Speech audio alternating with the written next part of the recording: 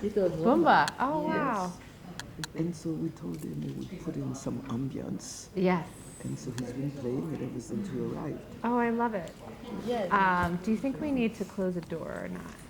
Probably. I don't know. Is it disturbing us? No, not yet. It will It will eventually. come in. Yeah. Well, maybe if it starts to fill up at 9, we can close it. I think it's fine for now. Yeah.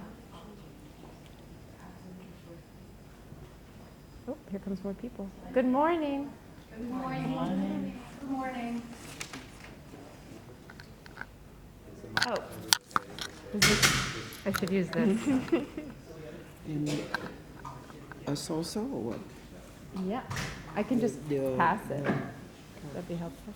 Yeah. Let's see if I can figure out how to turn it on. It's on. Yeah, I think. Here you go.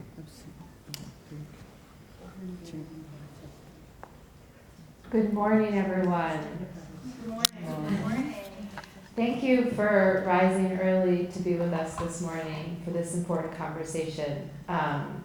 My name is Rachel Freed, and I'm the Vice President of Programs at the Unitarian Universalist Service Committee, an organization that focuses on global human rights and is based in Cambridge, Massachusetts.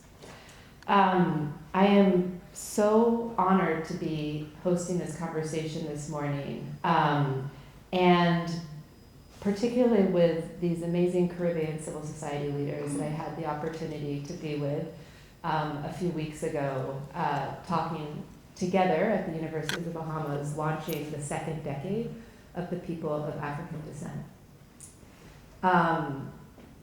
The most important thing we're talking about here today is that gender justice is a form of reparations. And you'll be hearing why this is so critical to our movement. And one of the things I just want to recognize this morning is that unpaid care labor has been extracted from women for decades. The gender wage gap isn't really a gap, it's a debt.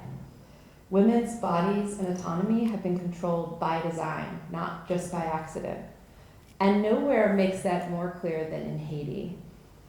This morning, our friends from Haiti are going to talk a little bit about Haiti having paid 150 million francs, the equivalent of billions today, for the crime of ending slavery. This debt was carried by generations, stemming economic growth and investment in communities. And all throughout that time, Haitian women carried that burden twice over, through economic devastation and the gendered violence that follows collapse of communities. So it's important to know you cannot talk about reparations without centering Haiti, and you cannot talk about Haiti without centering the women who held it together. I'm also really proud to have worked with Alicia Wallace from the Bahamas, who helped us connect regionally with folks working across the Caribbean on reparations and helping build this movement. So today we're going to hear from our civil society leaders, and I will first introduce Monique Clesca, who is the founding member of an organization called COD.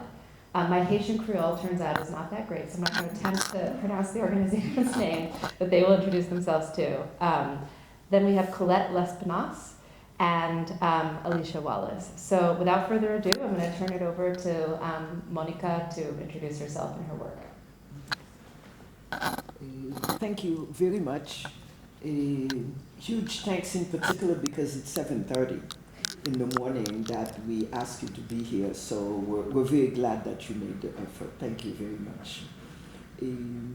I want to say thank you for inviting the Haitian Afro-Descendant Collective to take part in this panel. Rather than introduce myself, I'd just really go through my main topic. I want to pay my respects to my ancestors, and in particular to the women who came before me. In 1492, Captain Christopher Columbus arrived by boat to the island of Hispaniola, occupied by the Taino people.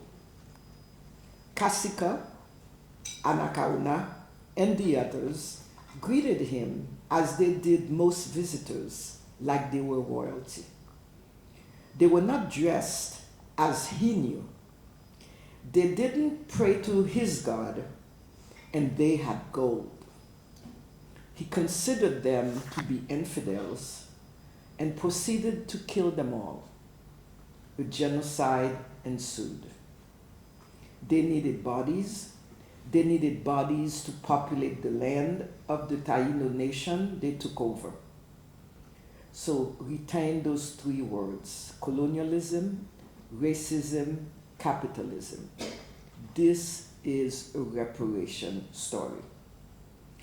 During over 4 centuries, ports of the coast of the whole continent of Africa, from Zanzibar to the Ibo Island in Mozambique, to Luanda and Cabinda in Angola, to Accra on the Gold Coast, to Gorée, were mobilized to ship out men and women captives from the mainland to the Americas, with Haiti receiving a sizable number.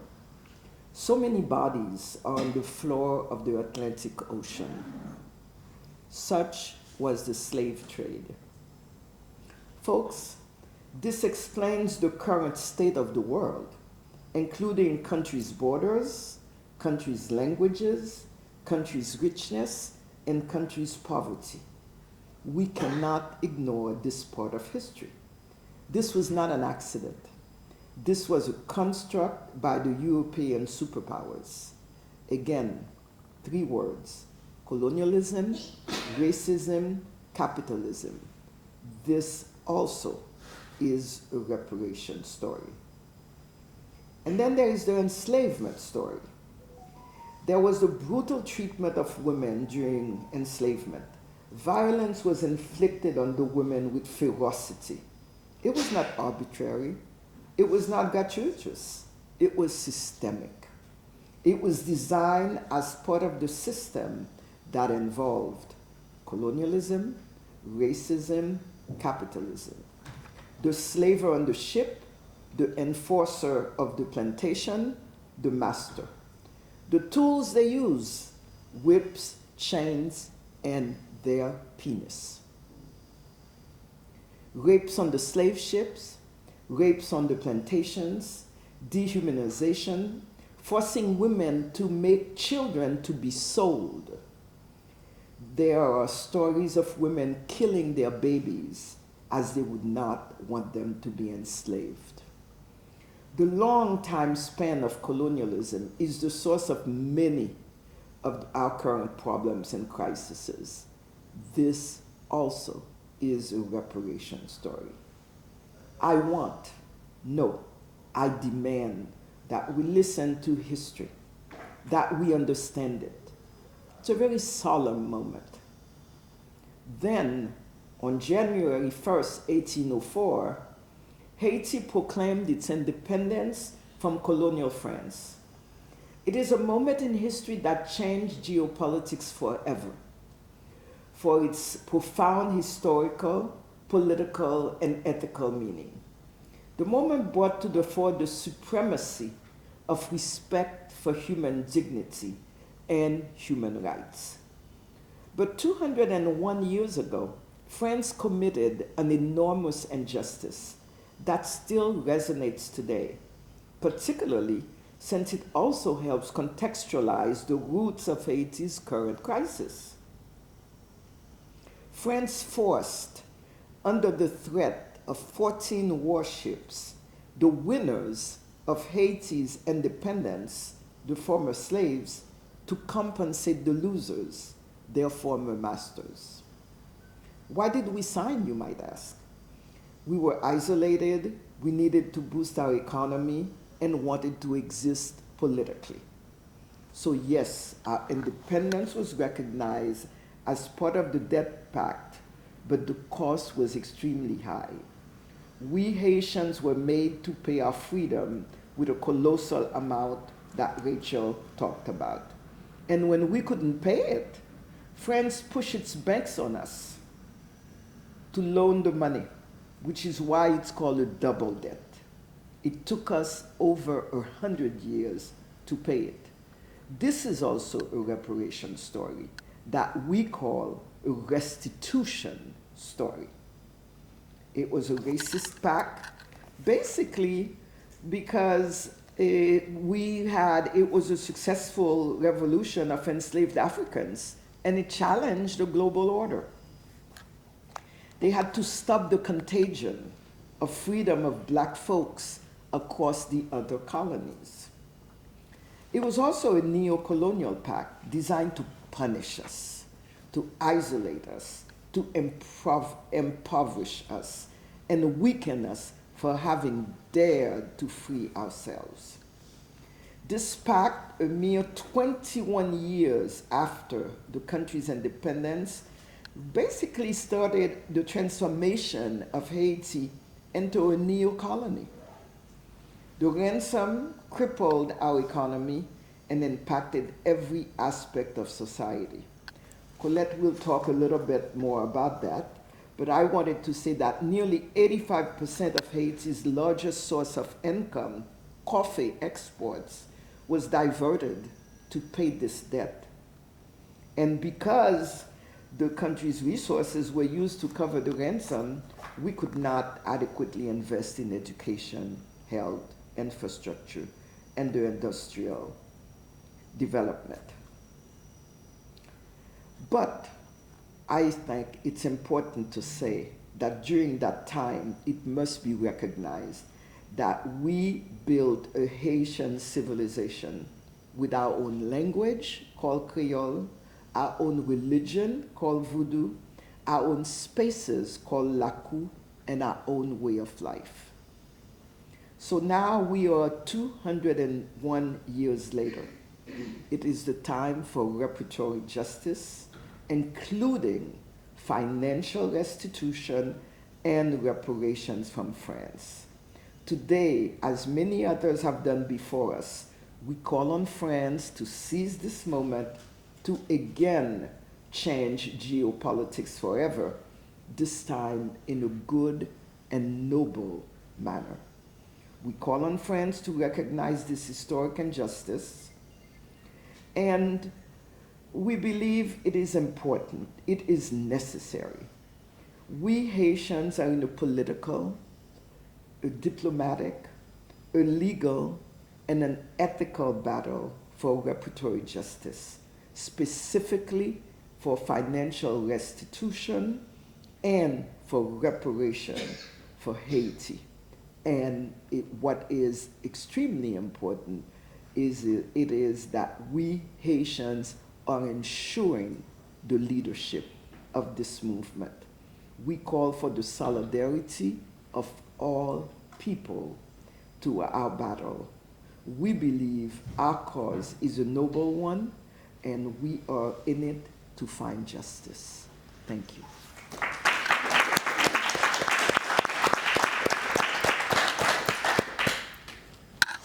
Thank you so much, Monica. Colette, I invite you to introduce yourself. Thank you. Good morning, everybody. Good morning. Thanks to UUSC for inviting me in this panel. I don't speak English fluently, but I'm going to defend myself and try to explain to you, to present the situation of gender justice, in Haiti. The story Monique has just presented to you, it's not the past, it's always the present now. Because the country is living in a situation where the whole population and the women specifically are under many threats. Actually, Haiti is living a general crisis, economic, political, and social. We have insecurity crisis with young people that are members of gangs, more violent, very violent, I'm mixing French with Spanish. we are living a humanitarian crisis, an environmental crisis too. And there are a lot of violence against women and girls. All of those things impact a lot on women's lives. But the women are still struggling to survive. They are struggling to give response to their responsibilities as the society give it to her. The responsibility of their family, the responsibility for food, for education, for the children. Because in Haiti we have a situation where the women have huge responsibilities in their shoulders. This is also a heritage of the colonialism, because during this moment the women had, at the same time they were working in the plantations, they were working also to care not only their children but the colonies, the children. They have to work in the plantations, they have to work in the colonies' house. Masters. The masters take care of the children, and that's why, as Monique just said, some of them didn't want to give birth to slaves and to produce, because they were producing labor force for the plantations.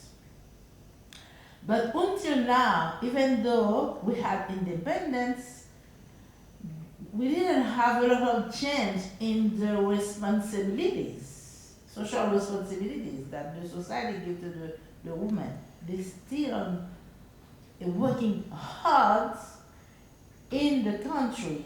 That's why at economic level, they call them the pillar of the society. But at the same time, there is no recognition of what they bring to make the country in a crisis situation survive. They don't have political participation. Most of the spaces of this decision making, where they make decisions, exclude the women. But we have organizations, women organizations, that are struggling to be recognized, to have the right to participate, and to also have the right to live in a situation where they don't face violence. In Haiti, we have now many women groups in the rural area, in the cities. But there is a lack of, I don't say unity, but there are too many groups, but a little isolé. They are Cohesiveness. exactly. In some region, they are trying to make movement at region level, but they are not until now at a national level. For that, there are some discussions in which they cannot participate how they would like to, in order to have their voices heard. Then we talk a lot about the women movement in the country, but only some organizations are recognize themselves as feminist movement. Then, for example, all of those problems I have just presented to you are related to the reparations, gender justice. But the women, the most talk about their rights, but they haven't until now formulated the revendications as justice. I think this must be a new path.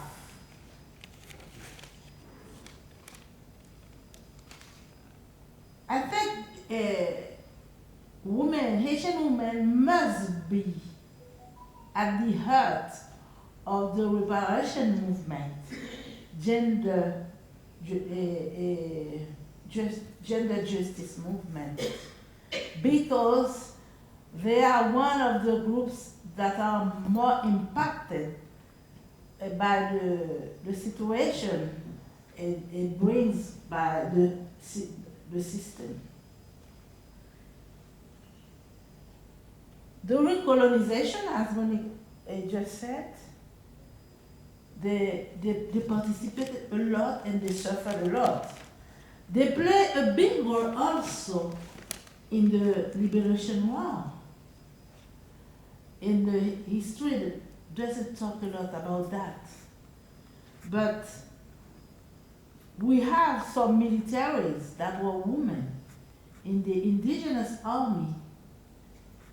They play the traditional roles to bring food, water to the militaries because they had to displace. Sometimes they have 20,000 persons displacing from a place to another. And the woman plays a big role in this.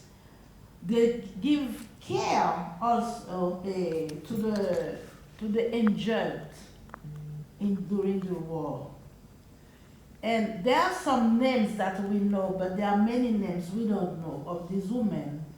There is one, she is known as a nurse that come after battle? Mm-hmm.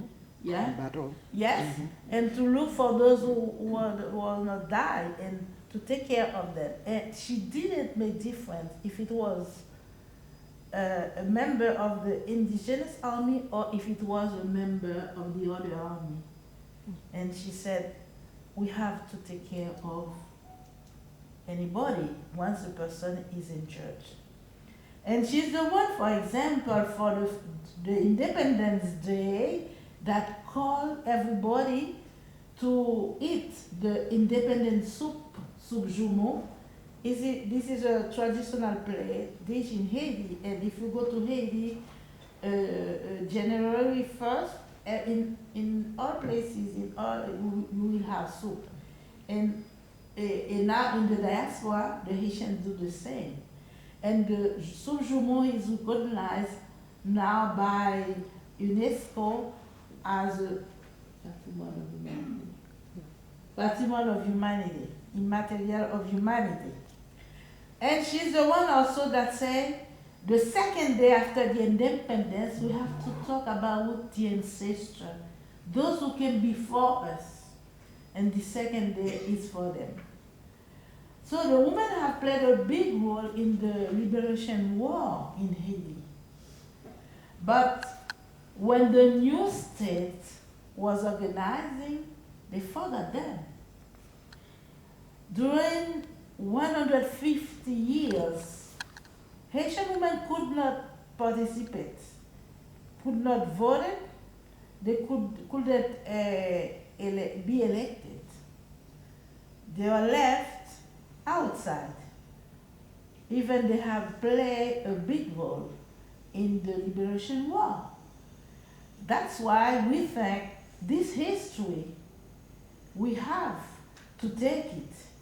And when we are talking about reparation, we have to put all of those situations. And the woman must be at the center of that. And the state doesn't have protection policy for the women and the girls right now. Even though they are the ones who are very impacted of the situation we are living. I think we have the needs in Haiti now to articulate women demands because the organization have revendications with reparation agenda. And to finish, I would say thank you for my participation because I learned a lot from others' experiences because I have been following, talking with people, and I see how in different places, in different countries, the women are building an agenda based on gender justice. I think it is very, very important. And as we are working in CAD on this issue, we learn a lot here in order to make a lot of effort so that this aspect of the reparation must be also part of our agenda. Thank you very much. I'm sorry for that. I hope you understand what I was saying, no? We did. Thank you. And we know it's also part of language justice to have translation and interpretation. So apologies for that. But thank you. But for somebody who doesn't speak English. That's very powerful. Thank you for sharing with us. Okay. Alicia Wallace, would love to invite you to share a little bit about your work and what brings you here. Technical assistance. I think it's on. Is it on? Is it on? Is this thing on? Okay. I'm Alicia Wallace, pronouns she, her. I am the director of Equality Bahamas, where we promote women's and LGBTQI plus people's rights as human rights. And in the last few years, in our work toward gender justice, we have been engaging with the Bahamas National Reparations Committee, which is a part of a region-wide movement calling for reparations from Britain in particular. And there is a CARICOM, or a Caribbean Community, 10-point plan for reparations. And when I saw this plan, I thought it was brilliant because all along I was thinking, how are they gonna pay all of us for what they've done? How are we gonna get all these checks? There's a lot of checks that have to be written. But I read this 10-point plan and had an understanding of this very coordinated movement and the systemic form of reparations that's being demanded, which includes, well, it starts with an apology, which is critical, and we have yet to get this apology. And the reason we don't have an apology is that an apology obligates you to repair. And they know, colonial powers know that once they apologize, they have to do something. They have to pay up. So we've gotten statements of regret, which frankly is a bunch of shit, right?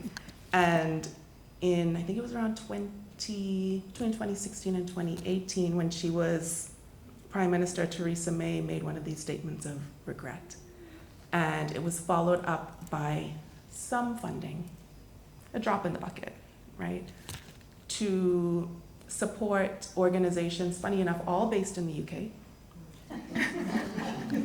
about 5 organizations, to support Commonwealth countries to move toward gender justice, to move toward gender equality. So recognizing that colonization had a lot to do with what we're experiencing on the ground, gender inequality. So we can talk about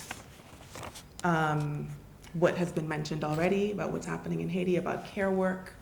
We could talk about gender-based violence. We can talk about religion, the export of Christianity to the English-speaking Caribbean, much like what has happened throughout other colonies of Britain, and the specific brand of Christianity, this very conservative brand that presents women as less than men and women as resources to be used, to be completely depleted. at our own expense and for the benefit of men and of capitalism. And these organizations, they came together, these NGOs, to provide technical assistance to Commonwealth states that opted in to this process. And the program ran for about 2 years. It was a pretty decent program. It really did help states that opted in. What about the states that didn't opt in is another story. But one of the issues with this funding was that it only supported countries that were ODA countries. So you have to be on that list for official development assistance. The Bahamas is kind of unique in the Caribbean region in that we have a high GDP, one of the highest in the region. The other thing is that the GDP is a really shit measurement tool. It's horrendous. It really doesn't tell you what you need to know about a country and the country's needs. In the Bahamas, about 50% or more of our GDP is from tourism.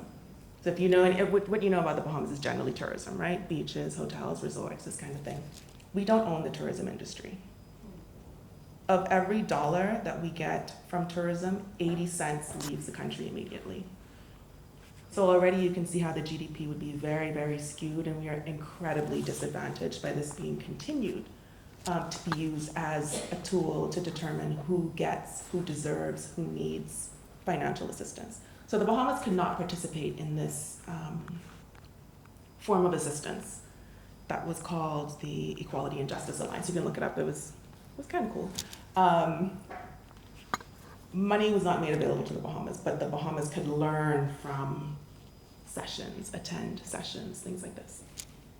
So when we talk about reparations, it's really important that we're not just thinking about money, and we're not just thinking about the harm that was done 200 years ago, but we're thinking about the ways that that harm has continued and continues to be dangerous and take people's lives today.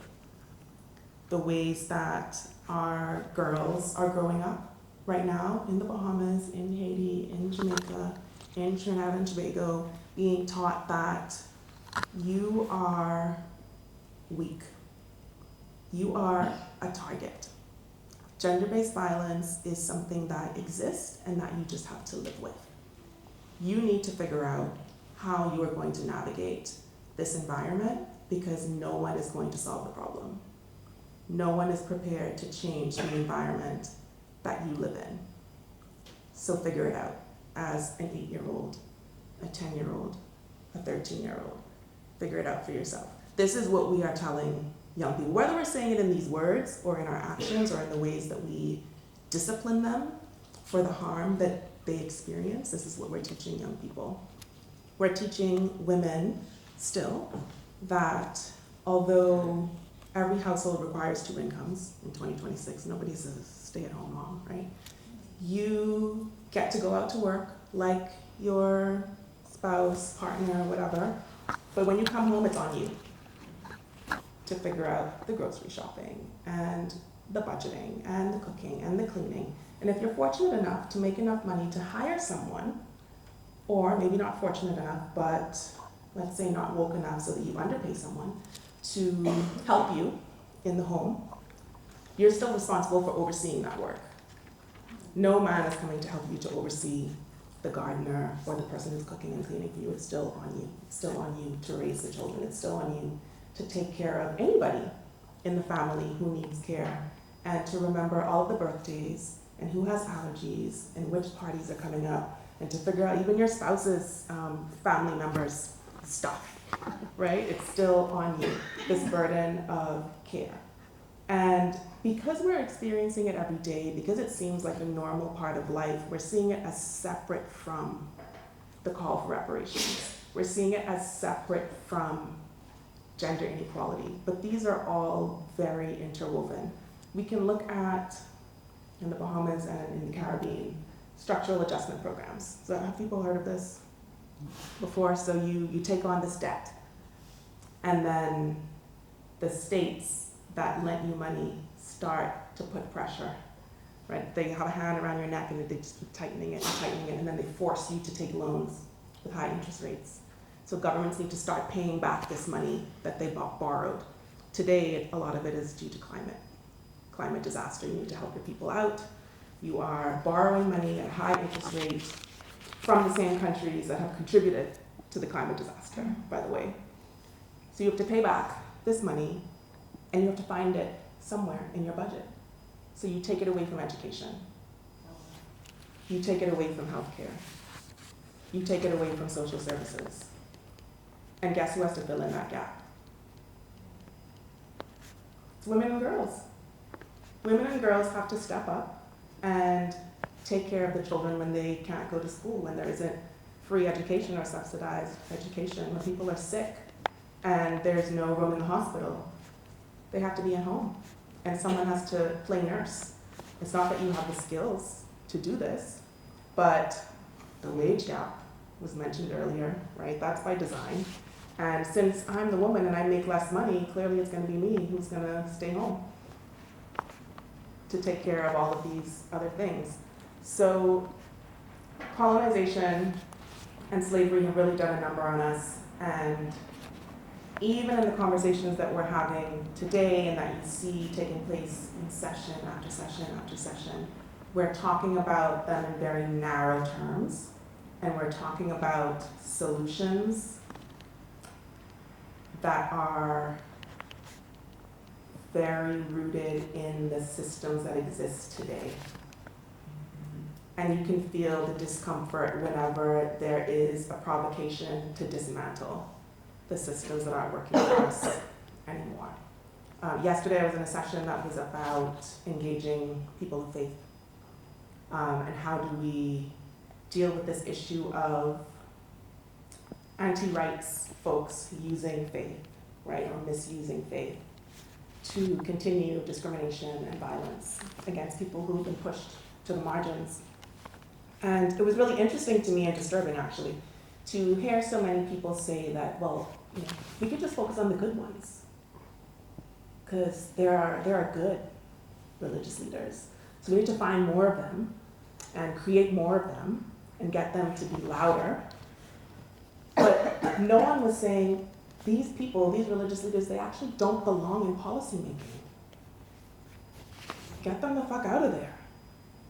Change the way that we are allowing people who are misusing and abusing power to take up space in the places that we have built, that we have been making a lot of sacrifices, right? Putting ourselves on the line, our bodies on the line, our lives on the line to change. Some of these people, some of these systems, they need to be pushed out and they need to be dismantled. There's no way that we're going to get to reparations. There's no way that we're going to get to gender justice if we continue to try to work within systems that were built to destroy us. The time for politeness, I mean, there really was never a time for politeness, but it has to stop. We cannot be polite. We cannot play nice. We cannot look for the couple of good people that are out there. We have to make the decision that we are going to destroy these systems, and we have to come together to do it.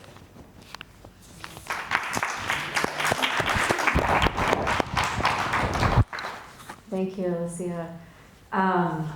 This has been really powerful to hear you each speak about what's happening on the ground, context and the call to action, and some really critical learnings about the history of, the importance of knowing history, and recognizing ancestor strength in your communities. And also for us to remember that colonization is not an issue of the past.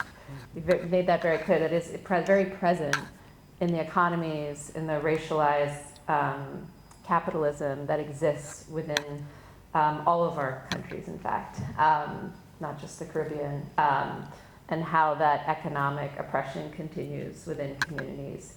And I appreciated the call for restitution as an ongoing struggle, and the understanding about the gendered impacts and the need for gender justice as critical to reparations and restitution.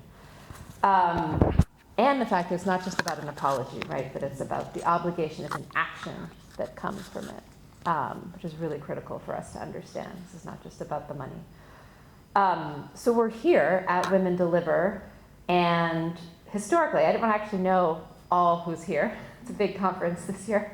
But historically, there has been many governments present. I don't know if there are government officials in the room. There could be.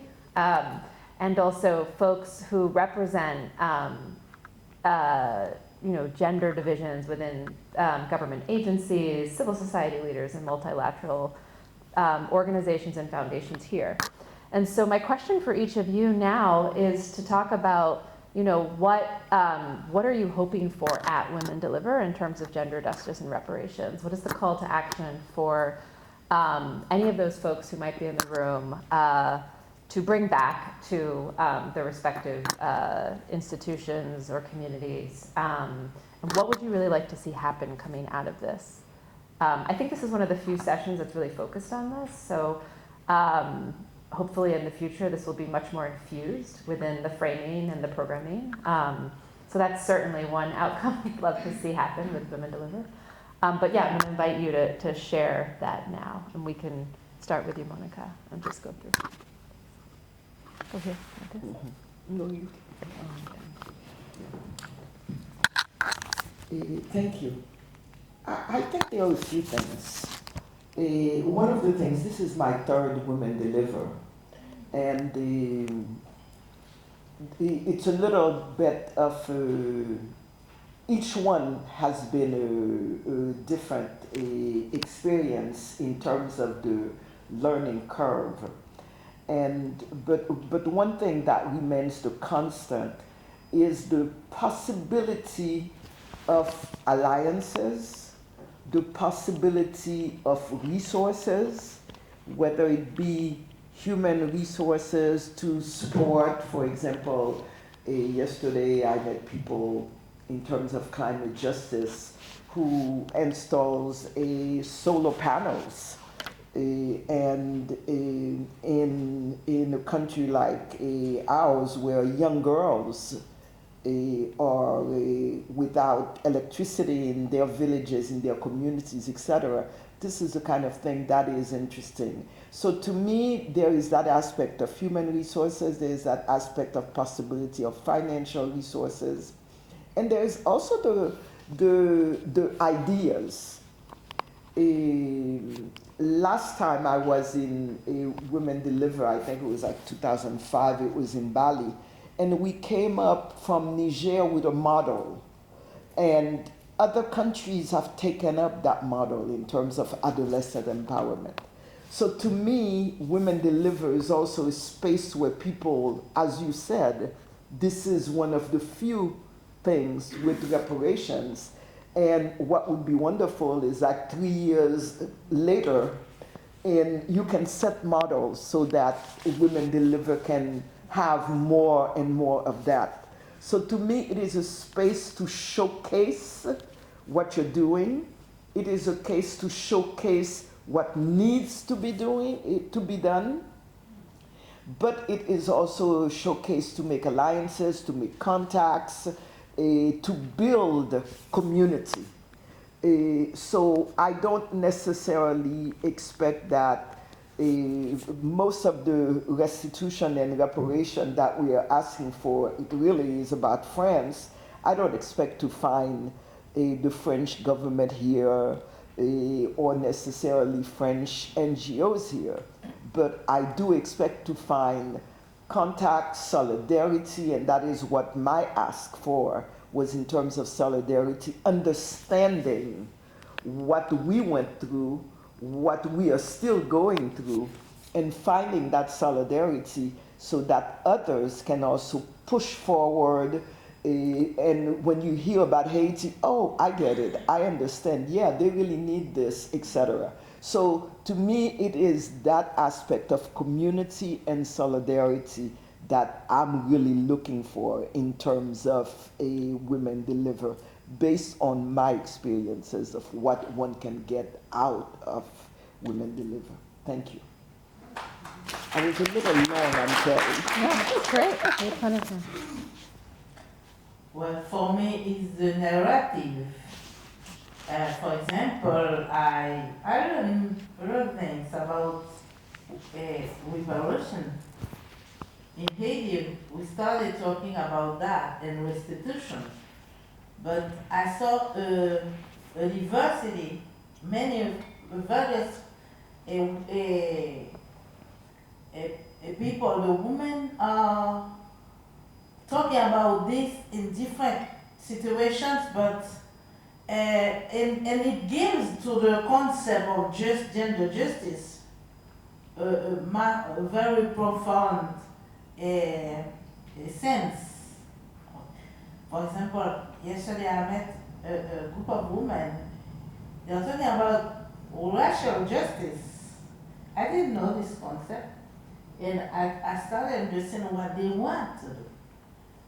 Climate justice, that's, I heard about that, but when you are listening to people who are living under the situation, catastrophe situation, that is the result of a capitalism of program that destroy their space in order to make to exploit minings or many other things.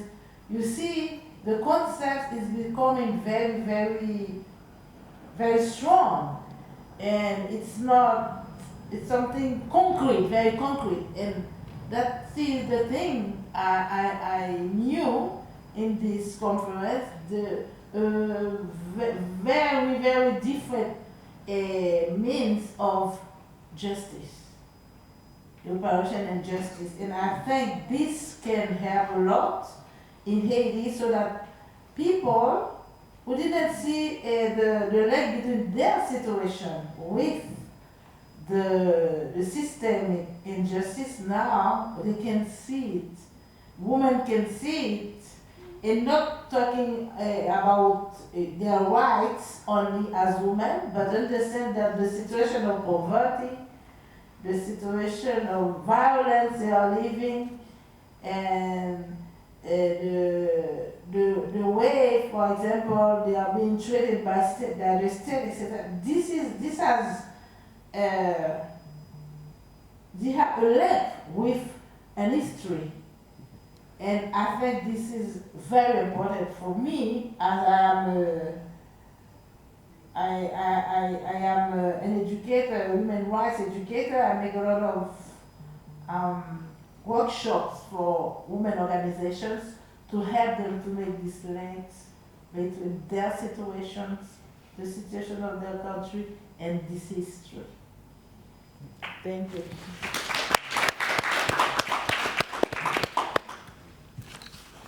I spent some time this morning reading the Melbourne Declaration. Have people read this?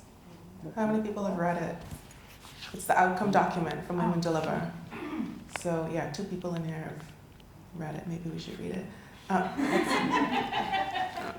That could be a great outcome, I think, to know to know what's in the document. But something that jumped out to me is they've listed 6 commitments coming out of Women Deliver. And the first one is orienting our work around states' obligations and public accountability. I mean, critical, key to what we're talking about in terms of gender justice and reparations, and so many other themes that have come up in this space. Something that came to mind that when I was reading this is we are often looking at state obligations within the confines of the state, not necessarily state obligations beyond the state. And using multilateral spaces to ensure that we're not forgetting that the obligation of states and of governments doesn't end with the borders. So this is a space where we should be talking and thinking about Cuba and the blockade that is unconscionable. This is a space that we should be thinking and talking about Palestine and the genocide that is ongoing and that people seem to have become numb to at this point because it's been going on for so long. This is a space that we should be talking about Congo and the violence that women and children, little toddlers, are facing in the mines so that people can have the latest one of these. Right? It's a big deal every time a certain company drops a new piece of crap that does all the same things that the previous piece of crap did. Right? This is a space we should be talking about Sudan, we should be talking about Haiti, we should be talking about reparations that are owed in the Caribbean to Afro-descendant people, to people whose peoples were stolen and killed, and restitution that is owed. So we're not just talking about Haiti and obligations that the Haitian government might have to its people, but we're talking about France and calling them to account. And this is a space where so many of us are coming from so many different places. There are real opportunities here that I don't think are really being leveraged. And I fall into the trap too. It's at events like this where you're running from session to session to session because it's so interesting. There's so much stuff to take in. But then what are you doing with it at the end of it? Are you taking the time to talk to people after sessions? Maybe. Maybe you're saving their numbers in your phone and then you get home and you're like, who the hell is Rebecca? Why did I add her number? You know, so it might just be when you add someone's number, you send a text to say, I want to talk to you about blah, blah, blah at this time, and put a reminder in your calendar. Because when you leave the space and that energy kind of leaves your body, you forget. So just maybe it's a reminder to people, maybe it's a new hot tip, you know, to move with intention while you're in this space so that when you leave, you're taking something with you and you're also making use of the knowledge and the encouragement and the energy that you get while you're here, and thinking beyond the obligations of your state to you, but thinking about what it should be doing for others and how you can get more people to join you in making that demand.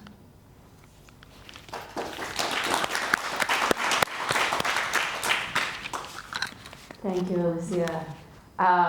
Especially want to lift up your last point about the accountability that we have in this room, because all of you have traveled far to be here and to share your experiences, but also your vision and calls to action with us. So we are so privileged to be able to learn from you. And we are here to build those alliances that you mentioned and to move resources, to exchange ideas, and also to build community. So in that spirit, and in the spirit of solidarity, I would love to invite anyone from the audience who wants to ask a question, share a commitment, or another reflection at this time. So we have a little bit of time for just maybe three or so folks to speak up. So let me give Mary Catherine the mic. There, go ahead.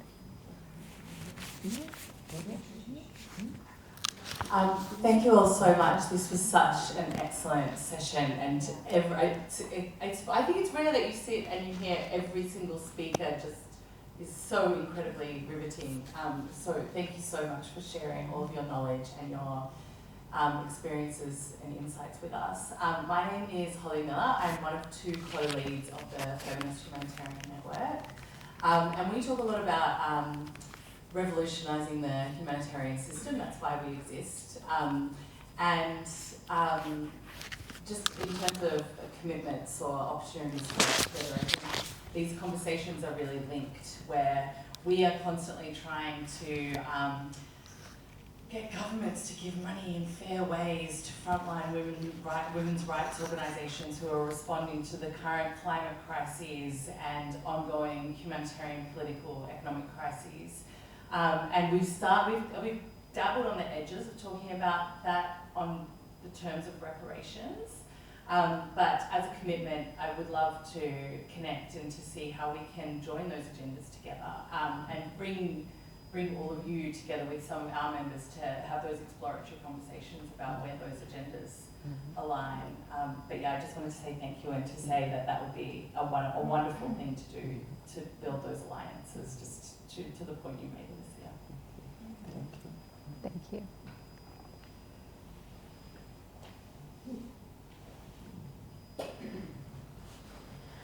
Hello, my name is Sister Lorraine Karasu. I am from Bougainville in Papua New Guinea. And I found this session very enlightening because We work in gender-based violence and gender justice. And in our work, we don't just work with